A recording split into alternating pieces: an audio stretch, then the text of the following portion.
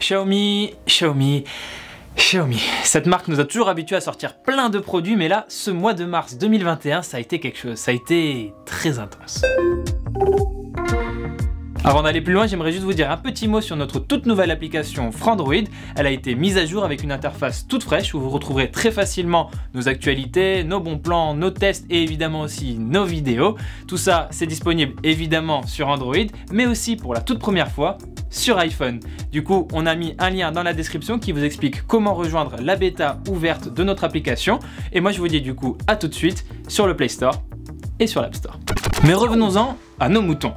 Le mois de mars 2021, ça a été un mois où on a eu beaucoup d'annonces. Après, il faut rappeler quand même que la fin du mois de février et le début du mois de mars, normalement, il aurait dû y avoir le MWC à Barcelone, le grand salon de la téléphonie mobile. Cette année, avec la pandémie, ça n'a pas eu lieu. Et assez logiquement, du coup, beaucoup de constructeurs, beaucoup de marques ont présenté leurs nouveaux smartphones pendant le mois de mars. Mais personne n'a atteint le même niveau que Xiaomi.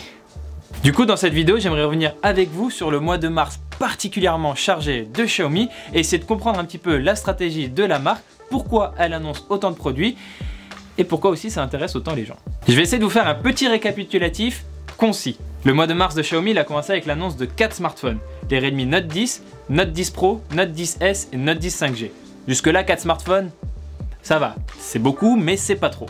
Sauf que ces 4 smartphones, ils ont rapidement été suivis du Poco X3 Pro et du Poco F3. Là, on a déjà 6 smartphones annoncés et on est seulement à la moitié du mois. Et enfin, le 29 et le 30 mars 2021, on a eu 2 grosses conférences de Xiaomi. Enfin, c'était plutôt une grande conférence divisée en 2 jours, tellement il y avait de produits à annoncer. Et justement, parmi tous ces produits, on a encore eu plein de smartphones. Pour la faire courte, on a eu un Mi 11 Ultra, un Mi 11 Pro annoncé que en Chine, un Mi 11i pour l'Europe, des Mi 11 Lite 4G et 5G, et enfin un Mi Mix Fold. Et encore là, je vous épargne un petit peu parce que entre temps, il y a aussi la marque Black Shark qui appartient en quelque sorte à Xiaomi, qui avait aussi annoncé 2 smartphones gamer, le Black Shark 4 et le Black Shark 4 Pro. Bref, du smartphone, il y en a eu beaucoup trop en un seul mois. Promis, je vais pas rentrer dans une présentation longue et fastidieuse de chacun de ces modèles, on n'a pas le temps dans cette vidéo de toute façon, mais quand même, on va essayer de rappeler le positionnement de chacune des gammes pour voir comment s'organise la stratégie de Xiaomi. On va faire ça de manière chronologique en commençant avec les smartphones Redmi qui promettent d'avoir un excellent rapport qualité-prix sur l'entrée et le milieu de gamme. Donc ce qu'on retient ici, c'est des prix très attrayants pour une expérience utilisateur qui est bien soignée dans son ensemble. D'ailleurs, on a déjà testé les Redmi Note 10 et Note 10 Pro, vous avez les vidéos sur notre chaîne et les tests sur notre site. On a ensuite la famille Poco sur laquelle Xiaomi va surtout mettre en avant l'argument de puissance, parce que tous les smartphones embarquent à chaque fois une puce très performante comme sur le haut de gamme pour que vous puissiez jouer à vos parties de Fortnite par exemple sans aucun souci. Et enfin, on a la famille des Mi 11 qui s'est étoffée avec de nouveaux modèles. En plus du Xiaomi Mi 11 classique qu'on avait déjà testé en début d'année, maintenant on a un Mi 11 Ultra qui est plus prometteur en photo, un Mi 11 Pro en Chine qui est un petit peu amélioré sur quelques détails, un Mi 11i qui a un écran plat et une qualité audio mise à l'honneur, et des Mi 11 Lite qui ont une fiche technique un peu plus modeste et un prix aussi plus attractif. Donc voilà pour le récap rapide de plein de smartphones Xiaomi annoncés en mars. Mais on va s'attarder plus longtemps sur le Mi Mix Fold qui est vraiment la star de Xiaomi parce que c'est vraiment sa vitrine technologique. Le Mi Mix Fold, qu'est-ce que c'est? Et bien comme son nom le laisse entendre, c'est le tout premier smartphone pliable de Xiaomi. En termes de design, le Mi Mix Fold il fait beaucoup penser au Galaxy Z Fold 2 de Samsung dans le sens où il se plie vers l'intérieur. Du coup, on a un écran interne de plus de 8 pouces, c'est celui qui se replie, et on a un écran externe plus solide de 6,52 pouces qui s'utilise au format smartphone. Ces deux écrans ils sont AMOLED et la petite dalle externe elle a même un taux de rafraîchissement à 90 Hz. Pour rassurer ses utilisateurs sur la solidité du modèle, Xiaomi a dit qu'en interne pendant ces tests, ils ont réussi à plier jusqu'à 1 million de fois l'écran et jusqu'à 200 000 fois la charnière interne sans qu'il y ait de dysfonctionnement observé. Et sinon évidemment le Mi Mix Fold il embarque plein de belles technologies, on a un Snapdragon 888 à l'intérieur, du Wi-Fi 6, on a 4 haut-parleurs certifiés par Harman Kardon, une grosse batterie de 5020 mAh qui est compatible avec une charge rapide de 67 watts, tout ça c'est très alléchant, mais c'est sur la partie photo qu'il y a le plus de belles surprises. Et oui, le Xiaomi Mi Mix Fold il embarque un triple module photo avec un capteur principal de 108 mégapixels, il a aussi un ultra grand angle et un téléobjectif qui peut zoomer jusqu'à x3 en optique. Ce zoom il monte jusqu'à x30 en numérique, mais le plus impressionnant c'est qu'il permet aussi d'avoir un mode microscope comme on avait pu l'observer d'ailleurs sur l'Oppo Find X3 Pro, sauf qu'ici sur le Mi Mix Fold c'est le même capteur qui est utilisé pour le zoom et pour le mode microscope. Alors comment Xiaomi réussit à proposer cette belle prouesse?